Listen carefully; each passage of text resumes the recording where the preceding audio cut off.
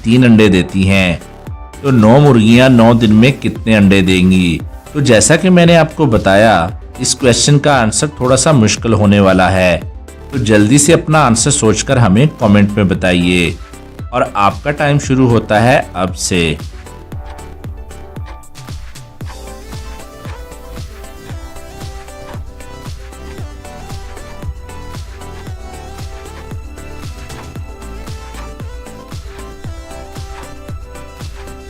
चलिए अब इसका आंसर देख लेते हैं। इस क्वेश्चन में सिंपल मैथमेटिक लगेगी।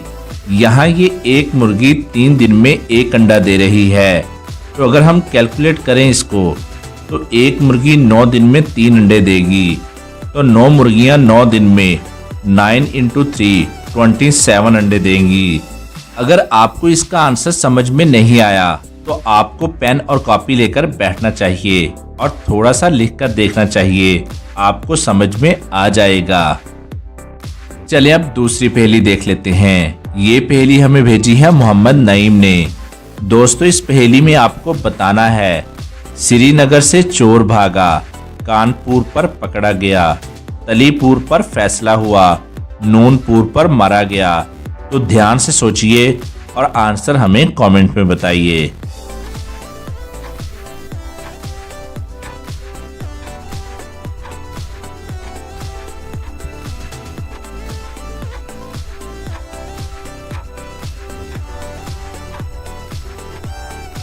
चलिए अब इसका आंसर देख लेते हैं। दोस्तों, इसका आंसर बहुत ही सिंपल था।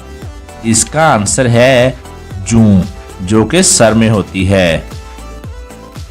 चलिए अब तीसरी पहेली देख लेते हैं। ये पहेली हमें भेजी है हसन महमूद अहमद ने। बताएं वो क्या है जो जिंदा हो तो दफना देते हैं और अगर मर जाए तो निकाल लेते हैं। तो ध्यान से सोचिए और हमारा आंसर देखने से पहले आप अपना आंसर हमें कमेंट में बताइए।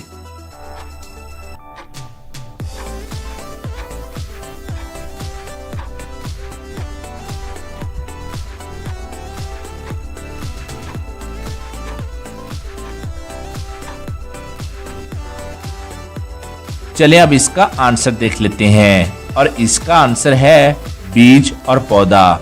दोस्तों, क्या आपने इस पहेली का भी आंसर दे दिया था? कमेंट करके जरूर से बताइएगा।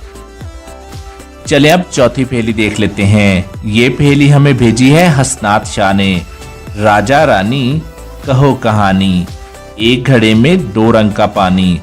तो ध्यान से सोचिए और मुझे बताइए कि यहाँ पर किस चीज के बारे में बात हो रही है। और अगर आपको इसका आंसर आ गया है तो जल्दी से हमें कमेंट में बताइए। और आपका टाइम शुरू होता है अब से।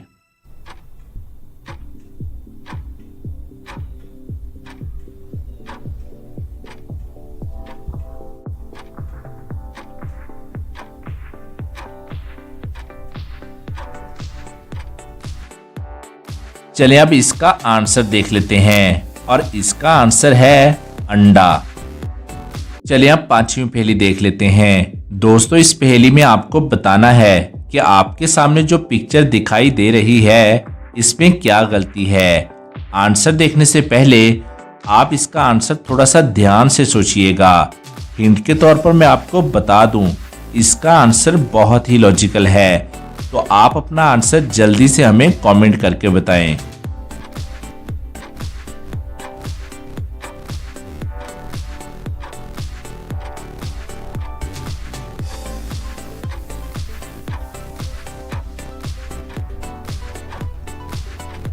चलिए अब इसका आंसर देख लेते हैं। इसका आंसर है, अगर आपने ध्यान से देखा हो तो ये एक लाइब्रेरी है जहां पर बच्चे पढ़ने जाते हैं। लेकिन अगर आप ध्यान से देखोगे तो यहाँ काउंटर पर कैंटीन लिखा हुआ है, जो कि गलत है। इस पिक्चर में यही एक गलती है। चलिए अब अगली पहेली देख लेते हैं। एक जेंट्स पार्लर था जो कि बहुत ही फेमस था। एक दिन असवद अपने भाई के साथ उस पार्लर में जाता है तो देखता है कि पार्लर के बाहर लंबी लाइन लगी हुई है। उसी वक्त असवद का भाई कहता है कि भाई, इस जेंट्स पार्लर में लेडी क्यों खड़ी है? असवद सोच में पड़ जाता है। लेकिन क्या टाइम आर्मी, आप इसका आंसर दे सकते हैं, तो जल्दी से आप अपना आंसर हमें कमेंट करके बताएं कि जेंट्स पार्लर में लेडी क्यों है।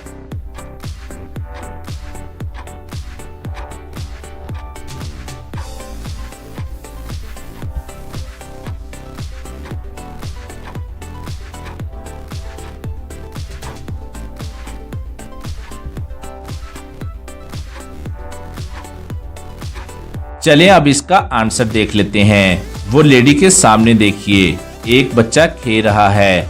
जरूर वो लेडी बच्चे को साथ लेकर आई है हेयर कटिंग के लिए, खुद के लिए नहीं आई है। क्या आपने भी यही सोचा था? जरूर से बताइएगा और इतनी जबरदस्त वीडियो के लिए जल्दी से एक लाइक कर दीजिए, क्योंकि आप बाद में लाइक करना क्या भूल जाते हो और लाइक किए बिना ही चले जाते हो। चलिए अब इंटरेस्टिंग और लास्ट पेरी देख लेते हैं। इन दोनों माँ को ध्यान से देखिए और मुझे बताइए कौन सी माँ इन दोनों में सौतेली होगी, ए या बी। ध्यान से सोचिए और मुझे आपका आंसर कमेंट करके बताइए। इसका आंसर बहुत ही लॉजिकल है और आपका टाइम शुरू होता है अब से।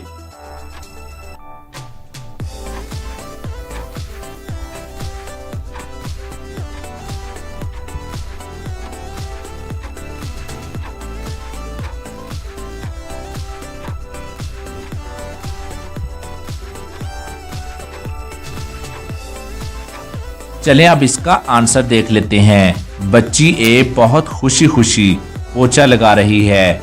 हो सकता है माँ के हाथ में झाड़ू इसलिए हो कि उसने पहले झाड़ू लगाया हो और बच्ची ने पोछा, लेकिन बी वाली माँ के हाथ में बाथरूम में झाड़ू है। मतलब हो सकता है ये जबरदस्ती बच्ची से कपड़े धुलवा रही है, तो ये माँ ही सौतेली हो सकती है। वैसे आपका इस बारे क्या ख्याल है? कमेंट करके जरूर से बताइएगा।